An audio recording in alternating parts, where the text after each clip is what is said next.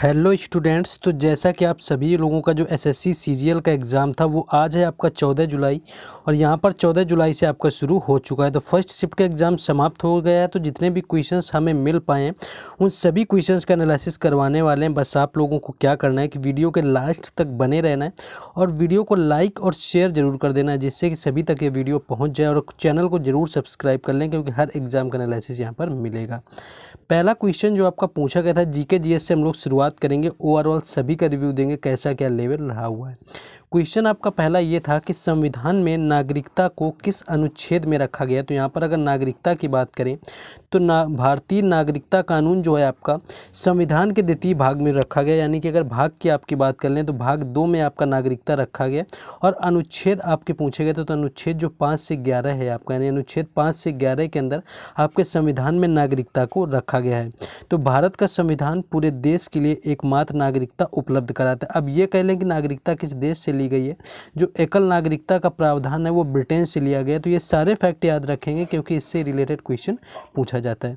जैसे अब ये बात कर लें आपका कि मौलिक कर्तव्य आपका किस अनुच्छेद में दिया गया है। तो मौलिक कर्तव्य की बात करें तो ये संविधान के अनुच्छेद 51A के तहत दिए गए हैं, जो कि भाग 4A के आपके अंतर्गत आते हैं।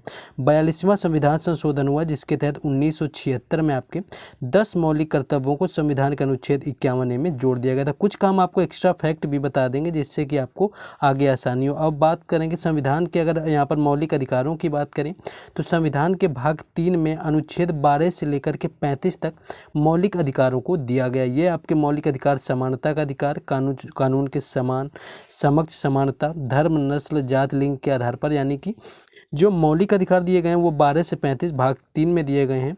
और अगर बात करें नीति निर्देशक तत्वों की तो नीति निर्देशक तत्व अनुच्छेद 36 से लेकर के 51 तक दिए गए हैं, जो कि भाग 4 के अंतर्गत दिए गए हैं। तो आपको भाग 2, 3, 4 सारे बता दिए हैं, तो इससे जो भी रिलेटेड क्वेश्चन पूछा जाएगा आप लोग कर लेंगे। नेक्स्ट जैसे क्वेश्चन आपका यहाँ पर आया हुआ था कि जो तापी नदी का बेसिन किस राज्य में है। तो तापी नदी के अगर बेसिन की राज्य की बात करें किस राज्य में, तो तापी नदी दूसरी सबसे बड़ी अंतर्राज्यीय नदी बेसिन है, जो कि मध्य प्रदेश और गुजरात के क्षेत्रों के अलावा महाराष्ट्र में एक बड़े क्षेत्र को कवर करते हुए पश्चिम की ओर स्थानांतरित हो जाती है। तो ऑप्शन एग्जैक्ट नहीं मिल पाए, जैसे ही आगे आता है तो ऑप्शन भी लगा देंगे, आपको बता दें। तो जो तापी नदी का बेसिन क्षेत्र है आपका मोस्टली मध्य प्रदेश और गुजरात में स्थित है। तो आपके इसी तरह से ऑप्शन दिए होंगे। बाकी और अगर इसमें फैक्ट के बारे में बात कर लें तो अगर यहीं पर गोदावरी नदी की बात करें तो गोदावरी नदी का जो बेसिन है सबसे बड़ा जल ग्रहण क्षेत्र महाराष्ट्र में आता है। अगर आपका गोदावरी पूछा जाए तो इसका सबसे ज़्यादा जो जल ग्रहण है वो महाराष्ट्र में आता है, जो कि जल ग्रहण क्षेत्र 3,12,812 किलोमीटर होता है। नर्मदा की बात कर लें तो नर्मदा मध्य प्रदेश के महाराष्ट्र और गुजरात में बहती है। तो ये आपका मध्य प्रदेश से इसका उद्गम भी होता है, अमरकंटक की पहाड़ियों से आपका गोदावरी नदी के अंतर्गत। नेक्स्ट आपका इसी तरह अगर ब्रह्मपुत्रा की बात करें तो ब्रह्मपुत्रा जो नदी है ये अरुणाचल प्रदेश और असम में बहती है।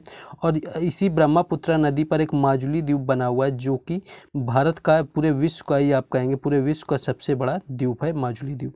ये क्वेश्चन आपका पूछा गया था तापी नदी से। नेक्स्ट क्वेश्चन है कि 1920 नहीं, एक्चुअली यहाँ पर गलत लिख गया, 1901 आपका था, 1920 नहीं था। यहाँ पर आप देखेंगे कि 1901 में रसायन का नोबेल पुरस्कार किसे दिया गया था। तो अगर 1901 के रसायन के नोबेल पुरस्कार की बात करें तो रसायन विज्ञान में जो पहला नोबेल पुरस्कार था 1901 में नीदरलैंड के जैकबस हेनरिकस वानट हाफ को दिया गया था, यानी कि जैकबस हेनरिकस वानट हाफ यहाँ पर राइट आंसर हो जाएगा। थोड़ा डिफिकल्ट क्वेश्चन था, हो सकता है कि कई लोग ना कर पाएँ क्योंकि लेवल जो है ये थोड़ा डीप हो गया कहीं ना कहीं। और वहीं अगर 1901 में भौतिक विज्ञान की बात कर लें कि भौतिक विज्ञान में जो पहला नोबेल पुरस्कार 1901 में किसे दिया गया, तो जर्मनी के ये विलियम कॉनरेड रांजन को दिया गया था, यानी कि रांजन इसका राइट आंसर हो जाएगा। विलियम कॉनरेड रांजन को 1901 में भौतिक विज्ञान का आपका दिया गया था। अगर अब जैसे करंट में पूछ लेंगे क्योंकि करंट का भी पूछा जाता है, तो एलन स्पेक्ट जो थे जॉन एफ क्लॉजर और एंटोन जिलीलंगर को साल 2022 का भौतिकी का नोबेल पुरस्कार दिया गया था, यानी कि Alain Aspect, John F Clauser और एटन जिलिंगर को 2022 का भौतिकी का पुरस्कार दिया गया। वहीं अगर यही रसायन विज्ञान की बात कर लें तो कैरोलिन आर बटोरजी, के बैरी शार्पलेस और मोर्टन मेडल्स को क्लिक केमिस्ट्री और बायो ऑर्थोगोनल केमिस्ट्री के विकास के लिए रसायन विज्ञान में 2022 का नोबेल पुरस्कार से सम्मानित किया गया। तो करंट को भी लेकर के चलेंगे, थोड़े क्वेश्चन का आपको एक्स्ट्रा फैक्ट बता देंगे, ज़्यादा टाइम नहीं लेंगे, बाकी आपको आगे ही बताते चलेंगे। नेक्स्ट क्वेश्चन है कि AFC महिला 2022 की मेज़बानी किसने की हुई थी। तो अगर एशियाई कप की बात करें तो भारत इसका राइट आंसर हो जाएगा, यानी भारत के अंदर 20 जनवरी से लेकर के 2022 से लेकर के 6 फरवरी 2022 तक फुटबॉल AFC महिला एशियाई कप भारत 2020 के 20वें सत्र की मेज़बानी की, यानी कि 20वें नंबर का था AFC जो महिला 2022 में हुआ था, भारत के अंदर खेला गया। अगर इसके विजेता की बात कर लें कि इसको जीतने वाला कौन था, तो चीन ने AFC महिला एशियाई कप 2022 फुटबॉल टूर्नामेंट जीता हुआ था।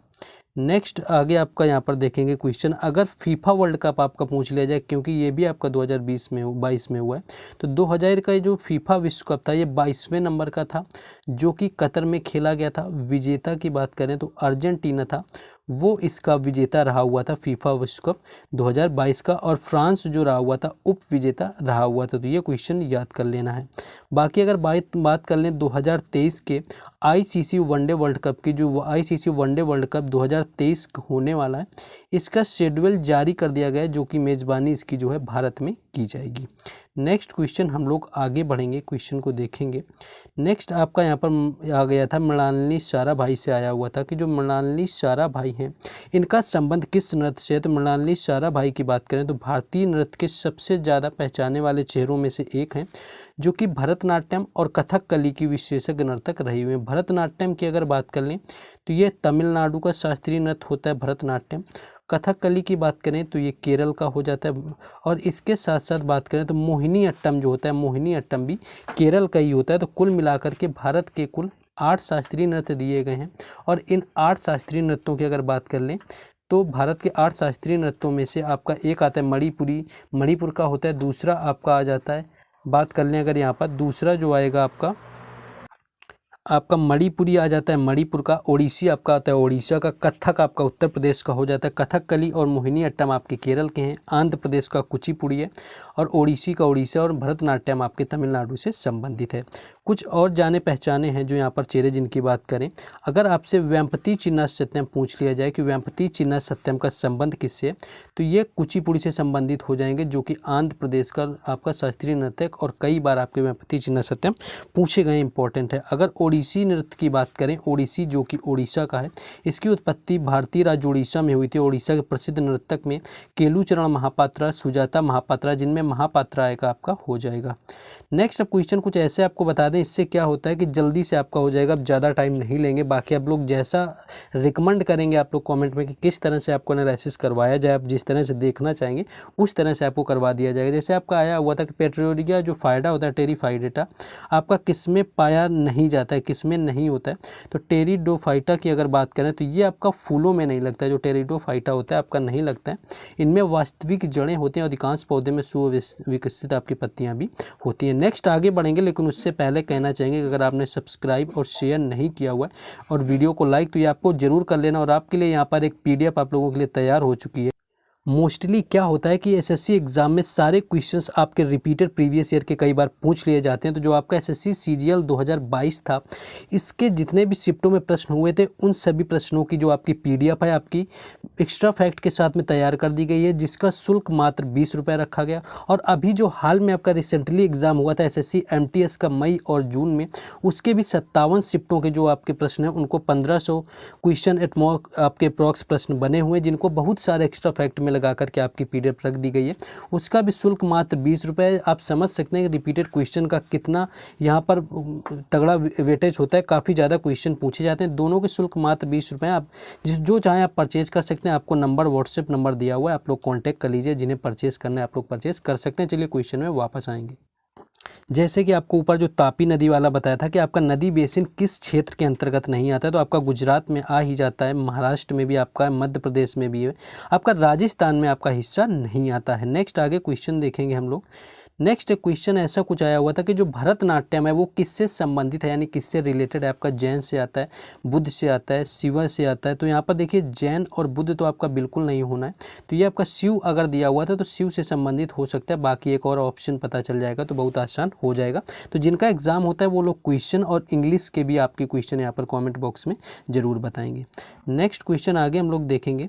नेक्स्ट जो क्वेश्चन आपके ये रिपीटेड क्वेश्चन है। नेक्स्ट आपका था कि 2011 की जनगणना के अनुसार सबसे गरीब राज्य कौन से हैं। तो बिहार की अगर बात करें तो 51.91% जनसंख्या जो है गरीब है।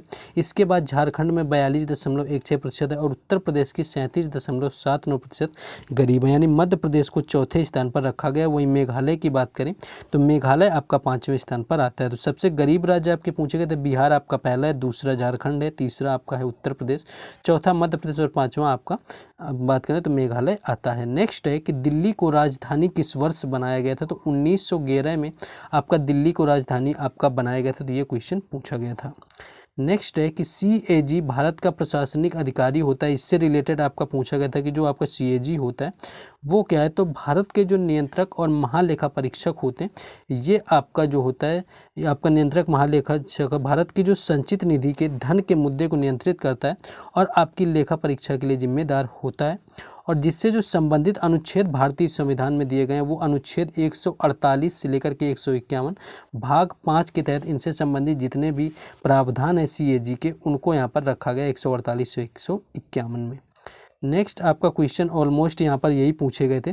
बाकी जो इंग्लिश की बात करें तो इंग्लिश का एनालिसिस आपका चारों शिफ्टों का एक साथ, यानी कि जो 4 शिफ्टें होगी उनका एक साथ करके शाम में दिया जाएगा। अब कुछ बता देते हैं यहाँ पर आपका रीजनिंग और आपका पूछा क्या गया है मैथ वगैरह को लेकर। देखिए आपका पहली चीज़ तो रेशियो से क्वेश्चन आया हुआ था, आप लोग देख लेंगे साथ बने। रेशियो से आपका 2 क्वेश्चन आया हुआ था। वहीं प्रॉफिट एंड लॉस की अगर बात कर लें तो प्रॉफिट एंड लॉस से एक क्वेश्चन था। CI और SI अगर दोनों की बात कर लें तो CI और SI से भी 2 क्वेश्चन पूछे गए थे। इसके साथ साथ एक क्वेश्चन आपका चतुर्थ अनुपाती से आया हुआ था, जो आपका रेशियो प्रोपोर्शन में होता है, ये आया हुआ था। बाकी इसके साथ साथ बात करें तो आपका टाइम एंड डिस्टेंस यानी T&D की बात करें, जो टाइम एंड डिस्टेंस समय और दूरी से 2 क्वेश्चन पूछे गए थे। और इसके साथ साथ ट्रिग्नोमेट्री का भी क्वेश्चन आया हुआ था, यानी ट्रिग्नोमेट्री से भी पूछे जा रहे हैं। जियोमेट्री की बात कर लें तो जियोमेट्री में जो क्वेश्चन है आपका ये सर्कल से रिलेटेड पूछा गया था, यानी जियोमेट्री में आपका लेवल ये आया हुआ था। बाकी अब थोड़ा बात कर लेंगे कि आपका रीजनिंग का लेवल क्या रहा हुआ था, रीजनिंग में क्या आया हुआ है। तो रीजनिंग में सबसे चीज़ बात करें तो आपका जो पजल यहाँ पर था, पजल आपका पूछा गया है यहाँ पर 4 नंबर तक का, यानी 4 से 5 नंबर की आपकी पजल यहाँ पर पूछ ली गई है। डाइस यानी कि जो आपका पासा होता है, पासा के आपके 2 क्वेश्चन थे, यानी कि डाइस अगर आप लोग नहीं पढ़ रहे हैं तो डाइस भी आप लोगों को पढ़ लेना है। इसके साथ साथ आपको क्या दिया हुआ है, इसके बाद अगर बात करें आपका इसके साथ में आपका जो सीरीज आया हुआ था, यानी कि नंबर सीरीज जो आया हुआ था। बाकी मैथ में आपका परसेंटेज वगैरह तो अलजेब्रा जितने भी बेसिक हैं वो तो आपके पूछे ही जा रहे थे।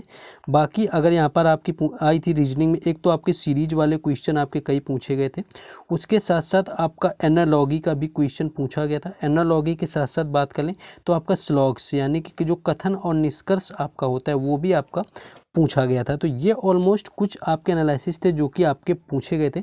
बाकी जो है आपको हर एग्ज़ाम का हर शिफ्ट का एनालिसिस यहाँ पर मिलेगा। इंग्लिश का एनालिसिस चारों शिफ्टों को शाम में आपको रात में मिल जाएगा, लेकिन बस उसके लिए आपको चैनल को सब्सक्राइब करना है। और इन क्वेश्चंस की अगर PDF लेना चाहते हैं तो आपको टेलीग्राम चैनल और व्हाट्सएप ग्रुप दोनों जो बनाए गए हैं उनका लिंक आपको डिस्क्रिप्शन में दे दिया गया है, तो उनसे आपको ज़रूर जुड़ जाना है टेलीग्राम चैनल और व्हाट्सएप ग्रुप से। तो वहाँ पर आपको PDF वगैरह मिलती रहेंगी। तो चलिए मिलते हैं सेकेंड शिफ्ट में।